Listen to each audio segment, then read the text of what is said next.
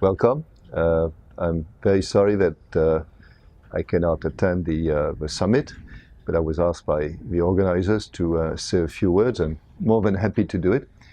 I think the first thing to say is that I don't think there has been a more exciting time to do macroeconomics for a number of reasons. I think the first one is the crisis really has forced us to revisit most of our cherished beliefs, and that's for the better. The second is that there is a lot of technological progress in macro. We have access to very large data sets, big data, and we can learn a whole lot from it. And in terms of computational methods, again, we're making great strides. We can solve much more complex and interesting problems. So these are two reasons why it is exciting. I think the third one is the crisis has shown the degree to which macroeconomics has social implications. If we do things right, or if policymakers are given the right advice, then the outcomes are much better than they would be otherwise. I mean, if you think about the social and political importance of the debate on fiscal austerity, for example, that's a great example. Depending on who is right, it makes an enormous difference to what happens to unemployment in a number of countries. These are absolutely central issues. The organizers suggested that,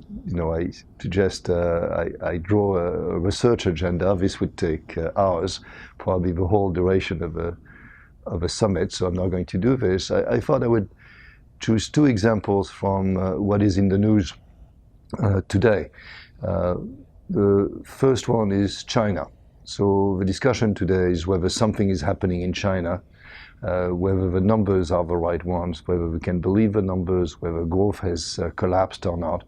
But if you go beyond just the day-to-day discussion, it's clear that China faces a very difficult problem, which is the change in its growth model. It's basically, initially it was going through investment and export, and it has to move from investment to consumption, from exports to internal demand. And it's very easy to just say it. It's incredibly hard to do. You have to think about governance issues, the role of state firms, urbanization, and all these issues are absolutely fascinating, absolutely essential. And there's plenty of good research work to be done. The second issue, which is just as much in the news, is the oil prices and the very sharp decline in oil prices. For a long time, it was taken as a given that for oil importers, for countries like the United States, lower oil prices were a good thing. They increased, by decreasing the price of oil, of gas, they left more money in the pockets of consumers to be spent on other things, or put another way, there was an increase in real income. Firms had lower cost of production that should increase investment. And so the presumption and the reality was that low oil prices were good. But for the last few months, it looks as if many people, in particular in markets, believe that they're not good. I mean, if you look at the movements in the stock market, stock prices in the last few weeks have moved with oil prices. When oil prices go up, stock prices go up. When oil prices go down, stock prices go down.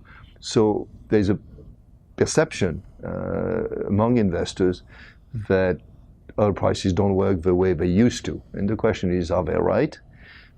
Could it be, for example, that the financial difficulties of oil producers or energy companies are so big that there are going to be bankruptcies and another financial crisis? Or could it be that stock markets have a life of their own, and that's the old issue of whether stock prices reflect fundamentals or have fads, bubbles, whatever else you want to talk about. So again, a whole set of issues here having to do with the effect of oil prices, having to do with interactions between countries, having to do with how prices are set in asset markets, all kinds of directions of research that just the events of the day suggest should see more work. So I could go on, but it would be too long. The last thing I would say is when you do research, never forget what you're trying to do. You're trying to explain the world. You're trying to take important issues and solve them. Now for this, you need techniques. And sometimes you need complicated techniques, but never be overwhelmed by the techniques. Keep a sense of where you want to end. If you take a theoretical detour, which often is needed, remember that the purpose of it is to go back to where the issue is and how to understand it better. So with these words, I wish you a great summit, and I wish I was there. Thank you.